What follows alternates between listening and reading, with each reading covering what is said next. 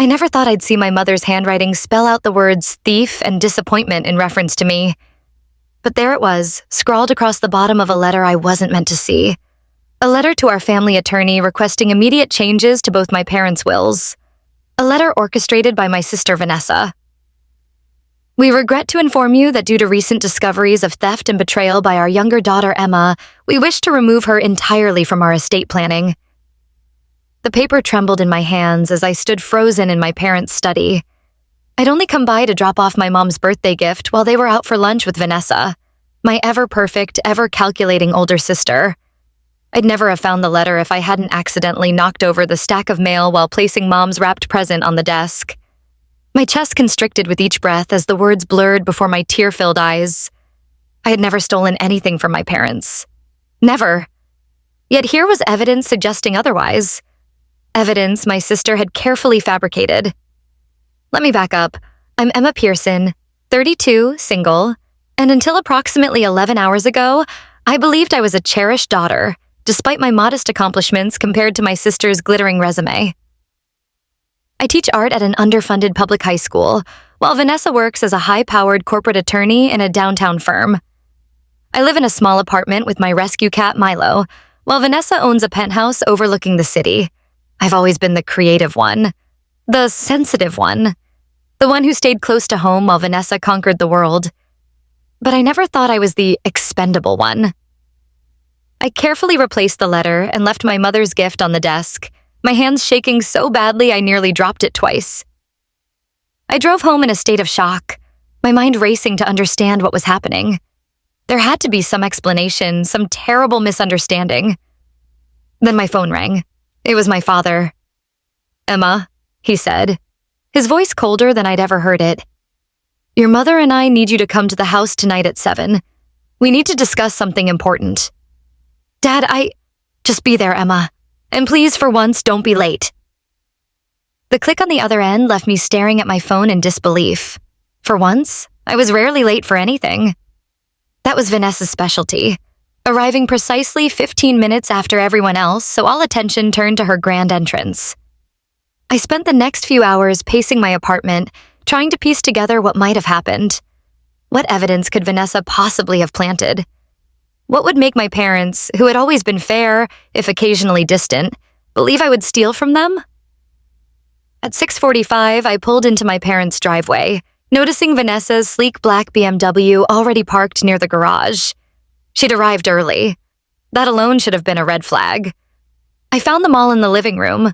My father standing by the fireplace, my mother perched rigidly on her favorite armchair, and Vanessa seated beside her, holding Mom's hand as if providing comfort. 3 pairs of eyes turned to me as I entered. Only Vanessa's held a hint of triumph beneath her perfectly composed expression of disappointment. "Emma," my father began, "please sit down." I remained standing. "I'd rather not. What's this about?" My mother let out a small, pained sound. "You know what this is about?"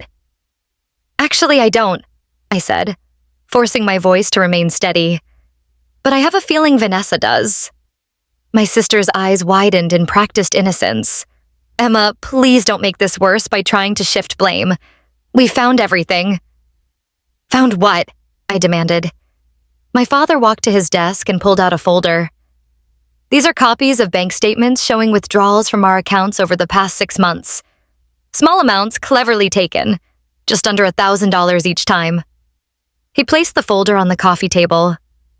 "And this," he held up a piece of paper, "is a pawnshop receipt for your mother's emerald necklace, the one she inherited from your grandmother." I stared at him in horror. "What?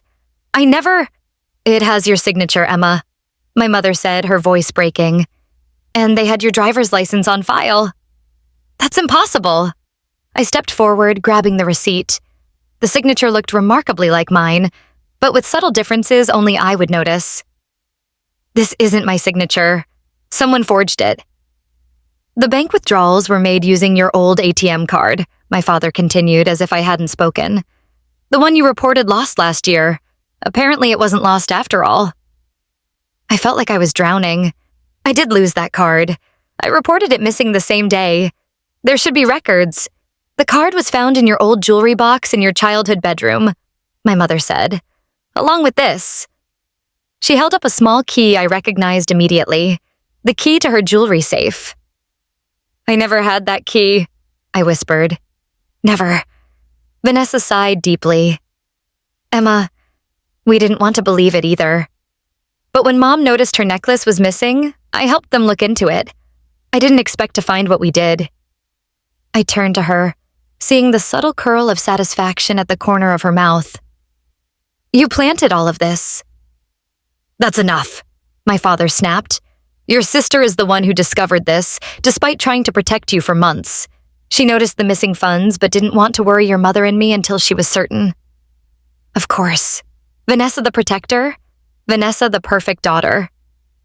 I have never stolen anything from you, I said, my voice low and intense. Not money, not jewelry, nothing. Someone is setting me up, and I think we all know who. I stared directly at Vanessa. My sister stood up, her designer dress swishing elegantly as she approached me. Emma, I know things have been difficult for you financially with your teaching salary. If you had just asked for help instead of— Stop it! I stepped back from her. I don't need your money. I've never needed your money. I love my job, my life, and I would never betray our parents like this. My mother was crying now. The evidence is clear, Emma. We've already spoken with our attorney. Until you can make amends and repay what you've taken, you're no longer welcome in this house or in our will. The finality in her voice felt like a physical blow. This was Vanessa's endgame. Not just to hurt me, but to cut me out entirely. To take the modest inheritance that would have been mine and add it to her already substantial wealth. Mom, Dad, I said, fighting to keep my voice steady. I'm begging you to consider that you're being manipulated. I would never do this. My father walked to the door and opened it. I think you should leave now, Emma. I looked from him to my weeping mother to my triumphant sister. This isn't over, I said quietly. The truth will come out. As I walked to my car, Vanessa followed me outside. You should just confess, she said, her voice carrying just enough to be heard if our parents were listening from the doorway. It would be easier for everyone. I turned to face her. Why are you doing this? You don't need their money. Her perfect mask slipped for just a moment, revealing the cold calculation beneath. It's not about the money, Emma. It's about what's fair. I've worked my entire life to be successful, to make them proud. You've coasted by on your sensitivity and creativity. You teach finger painting to teenagers while I've built a career, a reputation. Why should you get half of everything they've built just because you stayed close to home playing the devoted daughter? Because they're our parents, I said, not assets to be divided based on career accomplishments. She laughed softly. So naive. Everything in life is a transaction, Emma. I've earned my share and yours too. She turned to walk back to the house, then paused. By the way, I've convinced them to change the locks tomorrow. Don't bother coming back. I watched her return to our parents, her arm sliding comfortingly around our mother's shoulders as they disappeared inside the house. The door closed with a definitive click. I sat in my car for several minutes, trying to process what had just happened. My entire family had cut me off based on evidence so clearly fabricated it was laughable. Except no one was laughing. My sister had executed a plan so thorough, so calculated, that my parents had completely turned against me within what must have been hours of her discovery. But Vanessa had made mistakes. I was certain of it. And I had one advantage she always discounted. I noticed details. As an artist, I observed things others missed. And I had absolutely no intention of letting her get away with this. I drove to my apartment but didn't go inside. Instead, I called the one person who had known both Vanessa and me since childhood, our cousin Michael, who worked as a digital forensics expert for a private security firm.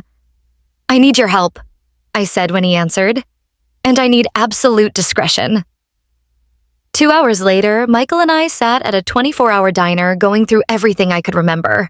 The signature on the pawnshop receipt, he said, studying the photo I'd surreptitiously taken.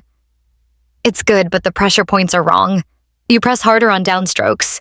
This forgery has even pressure throughout. Can you prove it's not mine? With the original, probably. With this photo, it's harder. He looked up at me. But the ATM card is easier. Every transaction has a timestamp and location. If you can prove you were somewhere else when those withdrawals happened... My school has security cameras and I sign in electronically every day, I said. And I have receipts from my routine coffee stop most mornings. Michael nodded. That's a start.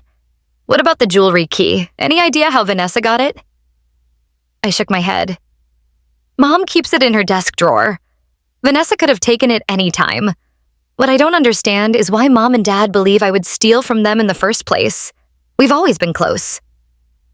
Michael gave me a sympathetic look. Vanessa has been working on them for months, Emma. Little comments, subtle suggestions about your financial struggles.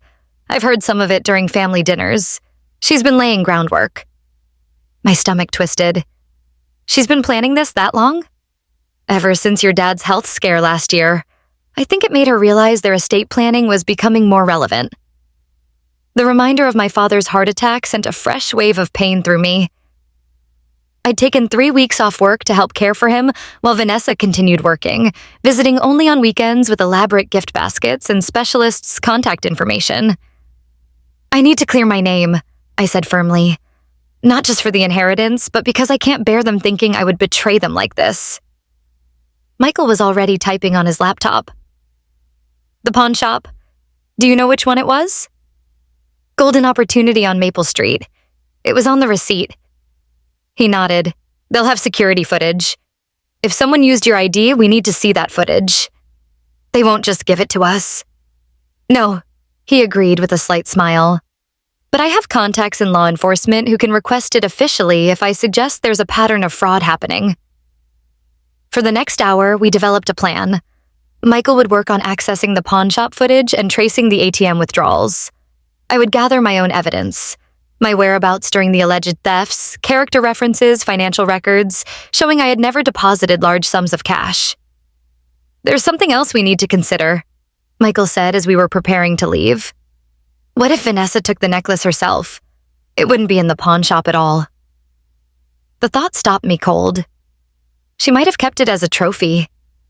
Or to plant in your apartment as additional evidence if needed, Michael suggested grimly. I felt a chill run through me. I need to check my apartment carefully. Don't go alone. If she's planted something, she might be monitoring to see if you find it. I nodded, suddenly exhausted by the weight of my sister's betrayal. I can't believe she's doing this. Michael squeezed my hand. Vanessa has always been ruthless. Remember when she told your high school boyfriend you were cheating on him just because she thought he wasn't good enough for you? I'd almost forgotten that incident. One of many where Vanessa had manipulated my life for my own good. But this was different. This wasn't just interference. This was destruction. We parted ways near midnight, Michael heading to his office to begin his digital investigation, and me returning cautiously to my apartment. I parked a block away and approached on foot, watching for any sign of Vanessa's car. The street was quiet. Inside, I did a thorough search of every drawer, closet, and potential hiding spot. Nothing seemed out of place, but I couldn't shake the feeling that I was missing something. I checked behind picture frames, inside toilet tanks, under loose floorboards. Nothing. Then I remembered my cat's behavior when I'd arrived home earlier. He'd been unusually interested in his cat tree, pawing at the base. I'd attributed it to a toy being stuck underneath, but now I knelt and examined it more carefully. There, cleverly taped to the underside of the bottom platform, was a small velvet pouch. My hands trembled as I opened it and poured the contents into my palm. My mother's emerald necklace, the one allegedly pawned with my forged signature. "Oh, Vanessa," I whispered. "You really thought of everything." I carefully photographed the necklace exactly as I'd found it, then the cat tree and its location in my apartment. I didn't touch the necklace directly, using a pencil to slide it back into the pouch. If there were fingerprints on it, they wouldn't be mine, and I needed that evidence intact. I called Michael immediately. "She planted it," I said without preamble. "The necklace is here, hidden under Milo's cat tree." "Don't touch it," he warned. Too late for that warning, but I used a pencil. I've taken photos of everything. Good. Pack a bag and get out of there. If she planted the necklace, she might have installed cameras to catch you finding it. I froze, scanning my apartment with new paranoia. Where would she put cameras? Smoke detectors, light fixtures, electronic devices, anywhere with a power source or battery capacity. But don't start dismantling your apartment, just get out for now. You can stay at my place. I packed quickly, grabbing essentials and my frightened cat. As I was about to leave, my phone rang with an unknown number. Ms. Pearson? A male voice asked when I answered. This is Detective Warren with City Police. I'm calling because your name has come up in connection with a reported theft. I'd like you to come to the station tomorrow morning to answer some questions. My blood ran cold. My sister reported me? I'm not at liberty to say who filed the report at this time, he replied professionally. Can you come in at 9 a.m.? I'll be there, I said. And detective, I believe I'm being framed. I have evidence I'd like to share with you. There was a pause. Bring whatever you think is relevant, Ms. Pearson. We're interested in the truth, whatever that may be. After hanging up, I called Michael again to update him. He agreed to meet me at the police station in the morning with whatever he'd managed to uncover overnight. I spent a restless night on Michael's couch, my mind racing through every interaction with Vanessa over the past year, looking for clues I'd missed. The calculating looks, the subtle digs about my finances, the increased interest in our parents' estate planning that I'd mistaken for practical concern after Dad's health scare. By morning, exhaustion had given way to cold determination. Michael had been up all night and had news. I've got the ATM footage, he said, showing me his laptop. 3 of the withdrawals happened while you were definitely at school. I cross-referenced with your electronic sign-ins. And look at this.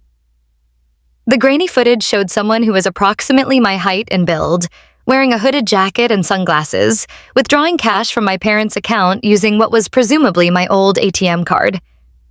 That's not me, I said immediately. No, Michael agreed. Look at the way she moves.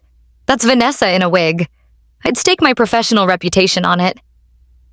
I stared at the footage, recognizing my sister's distinctive posture despite her disguise. Will this be enough? Not alone, but combined with everything else, it's starting to build a compelling case. At the police station, Detective Warren turned out to be a serious man in his 50s with keen eyes and a measured manner. He led us to an interview room and listened patiently as I explained the situation, showing him the photographs of the planted necklace and Michael's evidence regarding the ATM withdrawals. Your sister filed a theft report yesterday afternoon, he confirmed when I finished. She claimed you had stolen approximately $15,000 and a family heirloom necklace from your parents over several months. Did she mention that my parents have already cut me out of their will based on her allegations? I asked. The detective's eyebrows rose slightly. No, she omitted that detail.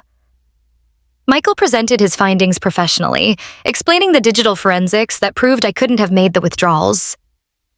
Additionally, he added, I've spoken with the pawn shop. They're pulling their security footage from the day the necklace was allegedly pawned. If Ms. Pearson's ID was used by someone else, that would constitute identity theft. Detective Warren made notes throughout our presentation. When we finished, he sat back in his chair. This is a complex situation. Ms. Pearson, I notice you haven't removed the necklace from your apartment. Why is that? Because it's evidence of my sister's attempt to frame me, I explained. If I'd moved it, she could claim I was hiding it or attempting to return it only because I got caught. He nodded slowly. I'd like to send officers to retrieve the necklace as evidence. Would you consent to that? Absolutely, I said without hesitation, and I'd like to be present when they do, to ensure nothing else is planted in my absence. The detective studied me for a long moment. You understand this is a serious accusation against your sister. Family disputes can be complicated. This isn't a dispute, I said firmly. It's a calculated attempt to destroy my relationship with my parents and deprive me of my inheritance through false accusations and planted evidence. After providing a formal statement, I accompanied 2 officers back to my apartment. They retrieved the necklace exactly where I'd found it, carefully preserving potential fingerprint evidence. While they were there, one of the officers discovered something I had missed. A tiny camera disguised as part of a bookshelf decoration, positioned with a clear view of the cat tree. "Looks like someone was expecting you to find that necklace," the officer commented as he bagged the device. "Can you tell how long it's been there?" I asked. "Our tech team can probably determine that. It's wireless, so it's transmitting to somewhere." He looked at me sympathetically. "Someone really wanted to set you up." While the police were processing the evidence, I received a text from my mother. "The police just left our house with your father's financial records. What have you done now?" I didn't respond. Instead, I forwarded the message to Michael, who had returned to his office to compile all our evidence into a comprehensive report. "They're investigating the fraud angle," he texted back. "That's good news." By mid-afternoon, I was emotionally drained but resolute.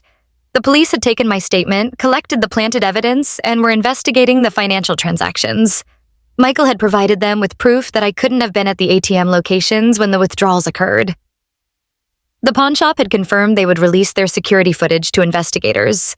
I was sitting in a cafe nursing a cup of tea when my phone rang. It was Detective Warren. "Miss Pearson, we've made some progress in your case.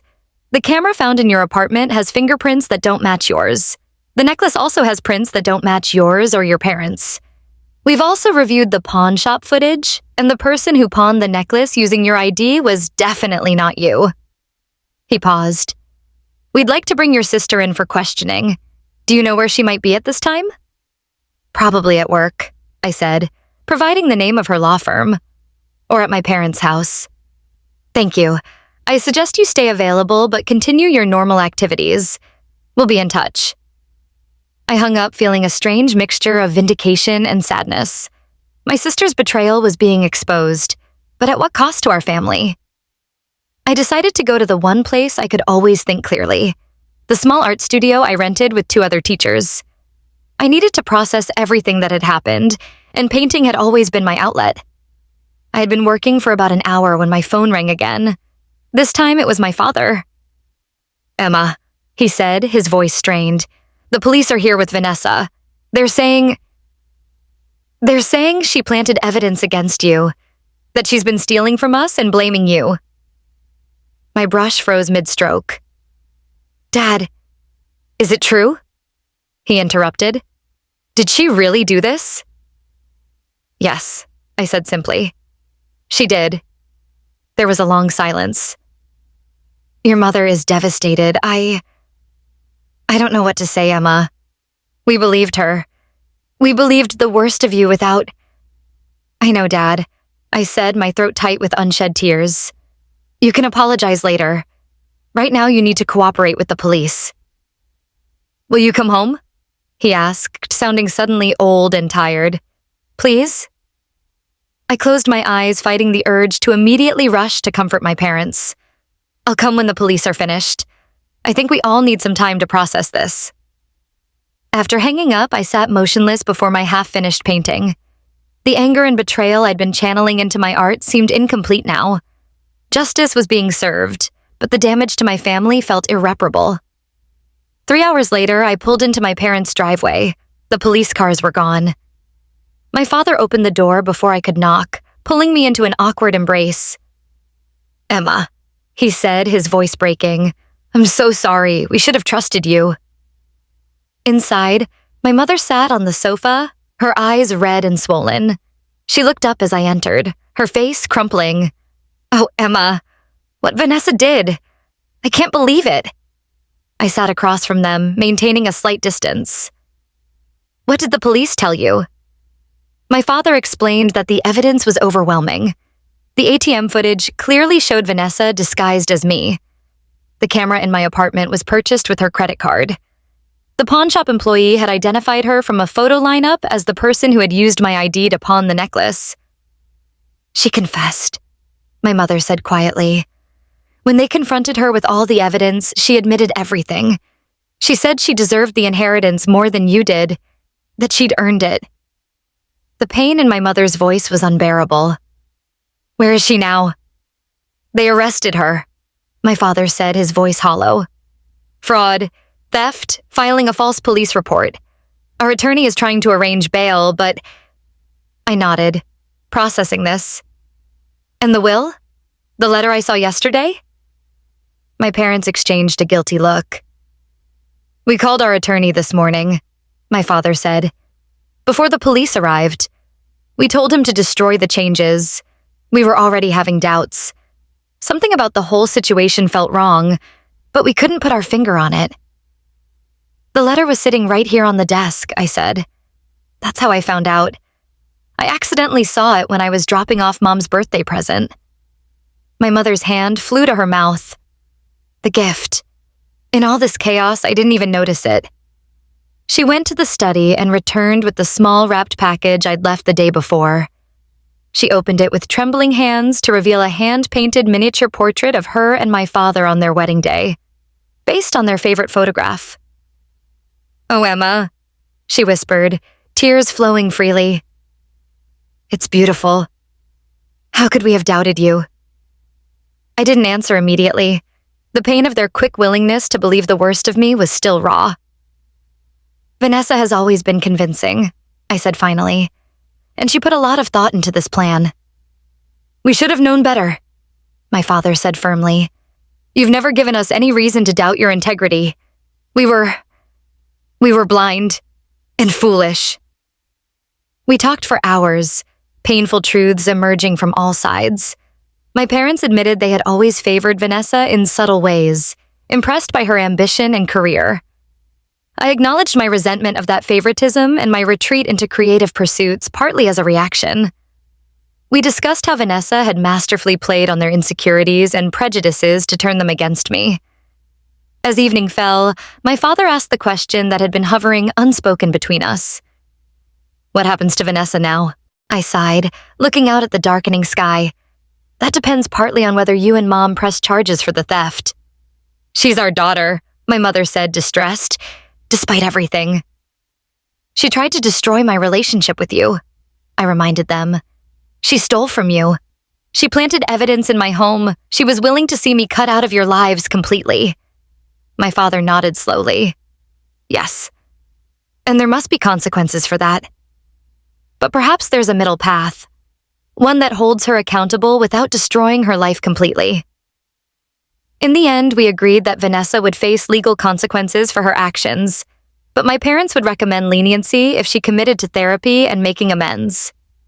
The stolen money would be repaid, and while she wouldn't be removed from their will entirely, a substantial portion would be placed in a trust with strict conditions. As I prepared to leave, my mother took my hands in hers. "Will you ever be able to forgive us, Emma?" I looked into her anxious eyes, seeing genuine remorse. "I already have," I said softly. "You were manipulated by someone who knows exactly how to push your buttons, but I need time to heal from this. We all do." "And Vanessa?" my father asked. "Will you ever forgive her?" That question was harder. "I don't know," I admitted. "What she did was calculated and cruel. It wasn't a momentary lapse or a mistake. She systematically tried to destroy my relationship with you for her own gain. That's not something I can easily get past." They nodded, understanding the depth of the wound their older daughter had inflicted on their family. I drove home to my apartment, which now felt different, violated by Vanessa's intrusion, but also somehow reclaimed now that her plot had been exposed. Milo greeted me with his usual indifference, followed by insistent demands for dinner, his feline priorities unchanged by the human drama. As I fed him, my phone chimed with a text from Michael. "Police found Vanessa's detailed plans on her laptop. She's been working on this for nearly a year. You okay?" I typed back, "Getting there. Family is shaken but intact. Thank you for everything." Later that night, as I lay in bed, staring at the ceiling, I thought about the day's events. In 24 hours, I had been accused, disowned, vindicated, and welcomed back. I had seen the worst of my sister and the frailty of my parents' trust in me. But I had also discovered my own strength and the value of detailed observation. The very quality that made me a good artist had helped me unravel Vanessa's scheme. Perhaps that was the unexpected gift in this painful episode. I had always felt somewhat inadequate beside Vanessa's dazzling achievements, but my different skills, my attention to detail, my emotional intelligence, My creative thinking had proven just as valuable in a crisis as her strategic calculation. Tomorrow would bring more challenges, formal statements to the police, difficult conversations with my parents, the beginning of a long healing process for our family. Vanessa would face the consequences of her actions, and we would all have to find a way forward from this betrayal. But tonight, I could rest knowing that the truth had prevailed. My parents knew I had never betrayed them. The inheritance that Vanessa had schemed to claim entirely for herself would be distributed fairly, as our parents had originally intended. Most importantly, the bonds of trust between me and my parents, though damaged, could now begin to heal. As I drifted toward sleep, I realized that in her ruthless pursuit of what she thought she deserved, Vanessa had actually lost something far more valuable than money: the trust and love of her family. That was an inheritance no legal document could bestow or take away, and in the end, it was the only one that truly mattered.